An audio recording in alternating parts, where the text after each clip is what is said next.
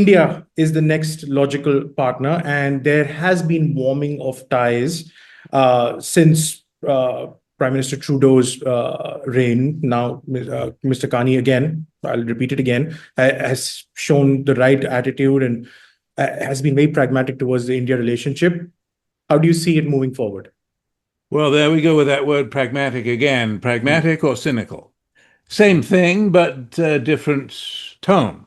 Hmm. The vaunted rapprochement between India and Canada, in my submission, doesn't really exist. Hmm. It's an illusion that both governments find convenient. They have not decided to settle the dispute, which began the precipitous decline in relations, which happened when Trudeau accused the Modi government of murder. They haven't solved that problem.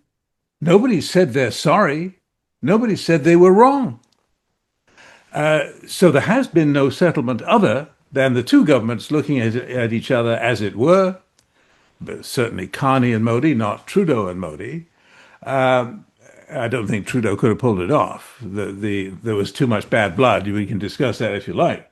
But I think that the bottom line is that both governments have decided to let it be. They're just going to have to go with the undecided, unsettled dispute in the background. And as long as the Canadians don't do this kind of thing again, we'll put up with it.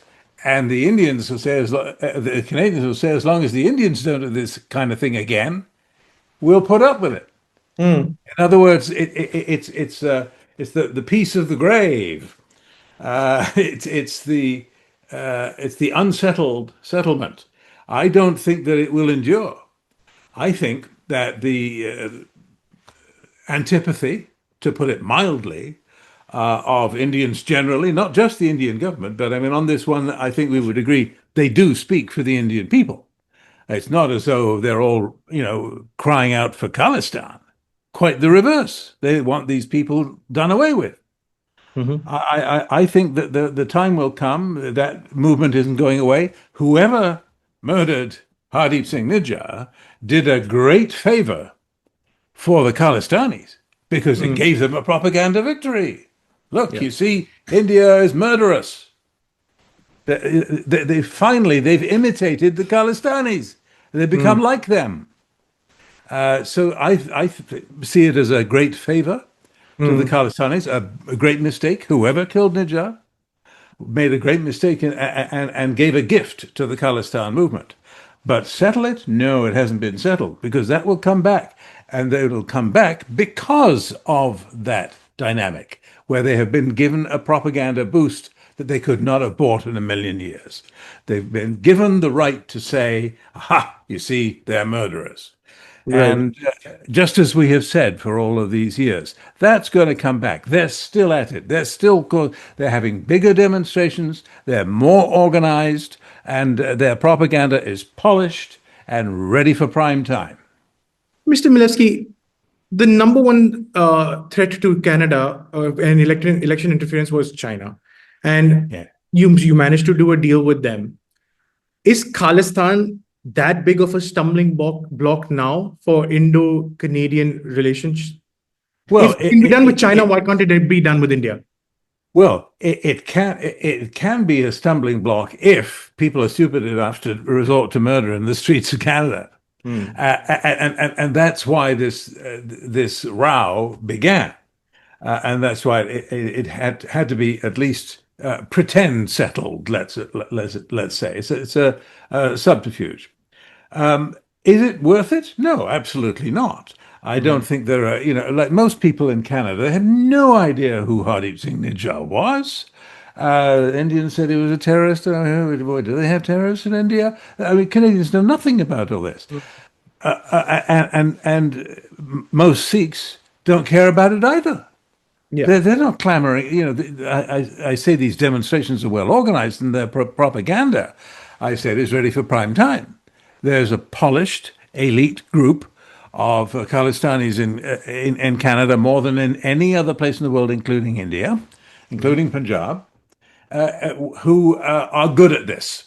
They're good at seizing an opportunity Say, aha, you see, Carney is going to crawl to Modi to sue for peace, to kiss his feet, and will be mowed down by the big Indian government and their killers, and on and on and on. And they're getting very good at that. And Yeah, they have convinced a lot of people. Mr. Milewski, you worked at the CBC. I've noticed that whenever there is any positive talk of an India Canada sort of trade deal or any sort of bilateral movement in relationships, I see news reports, or very selective news reports that come out on CBC or the other sort of associated liberal media. They talk about the assassination of Mr. Nijjar, but fail to provide evidence. They talk about information. They said they've received credible information. But have you seen any evidence of the Indian state acting against or going forward with this assassination? Well, I would say that it's a very good question, which should probably not be litigated in this forum. Understood. But I'm retired. They ain't going to fire me, so I will answer your question. I guess the simple way to put it is this: the Khalistanis in Canada have not given up their struggle by any means, and they will continue. Is there evidence that what they say is true? Is there evidence? Well, all I can tell you about that is that I do not believe that the Canadian National Police Force, the fabled Royal Canadian Mounted Police, I do not believe they are corrupt. I do not believe they were following political instructions to pretend that they had this evidence, because they can't. If they tried that, I mean, this thing is going to court. There have been charges laid. Yes. This thing will go to court. People will be under oath. It will be public. So there is going to be a public exposition of evidence. The Prime Minister can't call up the Royal Canadian Mounted Police and say, Commissioner, look, this would be very inconvenient for relations with India if you went ahead with this prosecution, so can you stop it, please? That conversation will not happen. It's not. If it does, then we're not living in the Canada that I know. So, sorry for the long answer, but if you think, have I seen evidence? I have seen evidence in the form of the Commissioner, the Deputy Commissioner, and their senior officials of the RCMP swear on a stack of Bibles that the Lawrence Bishnoi gang is working for the Indian government, and that criminals operating in Canada under the direction or with the assistance of Indian officials were responsible for the murder of Hardeep Singh Nijjar. Now, I've seen recently, and not so recently, officials of the Indian government, such as the new High Commissioner, saying that, well, where's your evidence? They've asked the same question you just did. I don't blame you for asking it, because in my very long answer, notice I haven't given you any evidence, just evidence that I believe these people when they make the charge.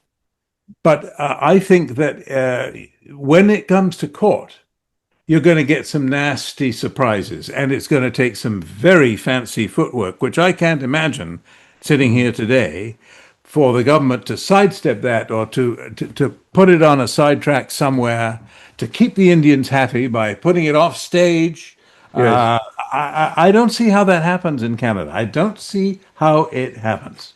So the way you've put it has been disputed pretty vociferously by the Indian government as well. Yes, you have 4 individuals who are already arrested and they'll go to trial. But is there a direct smoking gun with Indian authorities? Is a question that we still wait to see answers of. But can I say one thing about Yes, that before you proceed? Sorry, but it's an important point. The other answer is yes, I have. And it takes the form of the Indian government's own actions with respect to the same allegations about the same murder plot made by the Americans. Yes. Remember, this is one plot with various targets. So they were plotting to kill an American in New York and a Canadian in Surrey, British Columbia. And they succeeded in the latter case. That's the police theory. Yes. And at the moment, the Indian government is right where it was at the beginning, saying, well, you have no evidence, but that's what they say to the Canadians. But Mm. when the Americans submit the same evidence about the same plot involving the same murderers, the Indian government says, oh, we take this very seriously. We're And definitely going action to was look taken into as well. this. I think those were siloed differently, Mr. Milewski. I think they were two different evidences provided. One was an allegation, which is the Canadian side, and evidence was still forthcoming. And the American side gave pointed evidence through, and I guess action was taken over there, and that's still continuing. It's being contested as well. So, okay, my larger point over here, Mr. Milewski, is there is this distrust between Indian security agencies and Canadian security agencies, but we are seeing positive movements. We've seen our national security advisor, Mr. Doval, and his Canadian counterpart, and other associated agencies have interactions with each other. But historically, Canada-India security ties have always been fraught with distrust. This deficit, do you think that under the Carney Modi relationship, do you think it can be bridged? Well, I've said that I don't think this is settled, and I'm not going to reverse my answer on that. Hmm. I do think that it may blow up and become even more embarrassing Hmm. precisely because the political echelon at Mr. Carney's level and in his office, they are going to wish this would go away because they don't want to have a row with India about some guy who got killed. We didn't even know who he was, and we don't care. We're big boys. This is how the world works, and lots of governments go out and kill people. Hmm. And it's sad, but we're not going to get hung up on that. But they're going to come smack head on into the legal process, which in Canada, as I say, is not corrupt. And if the prosecutor gets up and says, okay, here's what we got, and it looks just like what the Americans got, and which the Indians took seriously, in their words, well, there's going to be a problem, isn't there? And this is all going to blow up again. I don't think it's going to go away.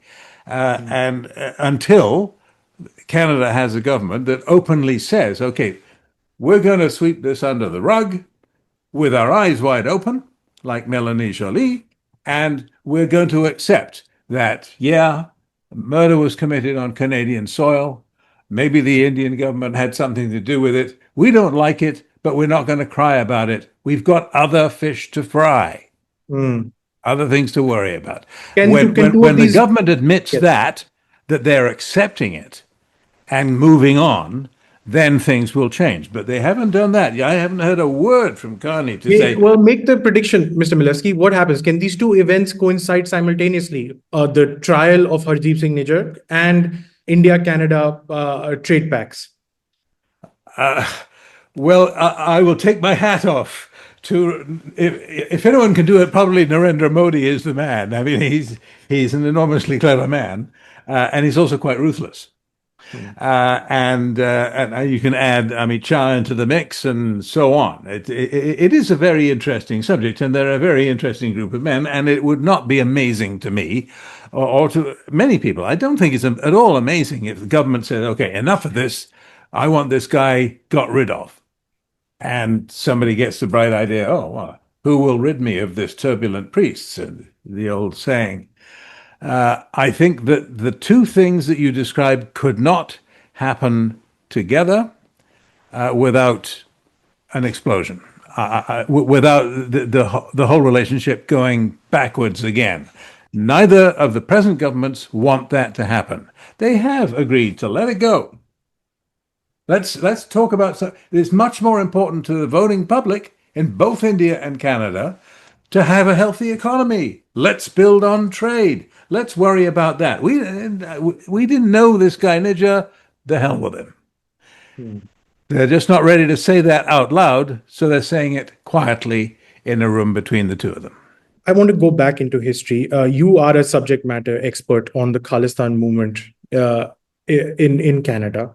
And I have a very basic question to ask you. Why is it that these Khalistanis in Canada plot insurrection in India and want a breakaway state in India, but they never talk about the Punjab part of Pakistan. Why? Just explain this to our audience.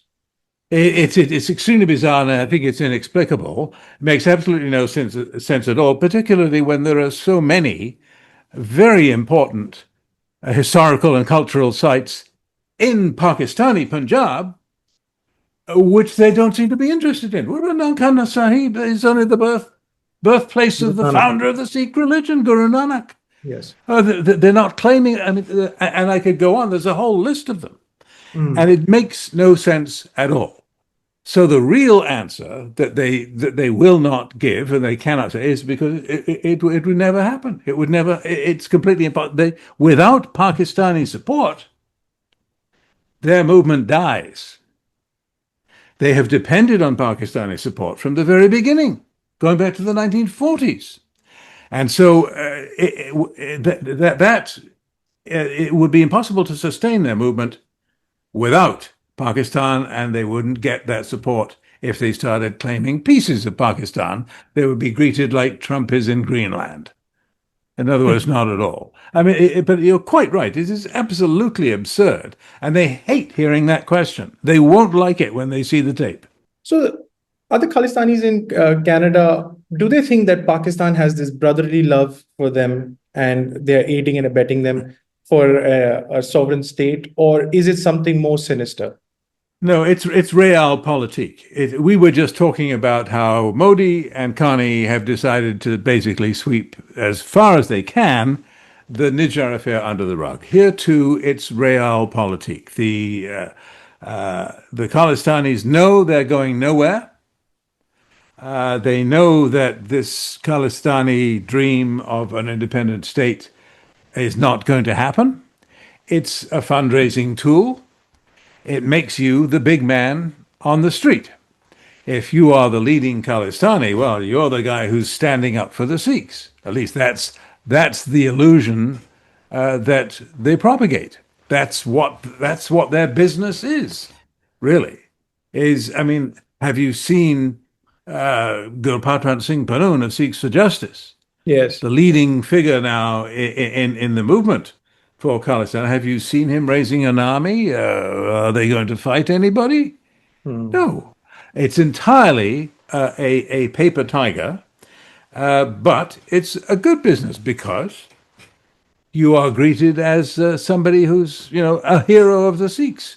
When you go out at night, when you go to rallies and you lead rallies, you are a leader and the contributions come flowing in. Yep. What's the problem with that?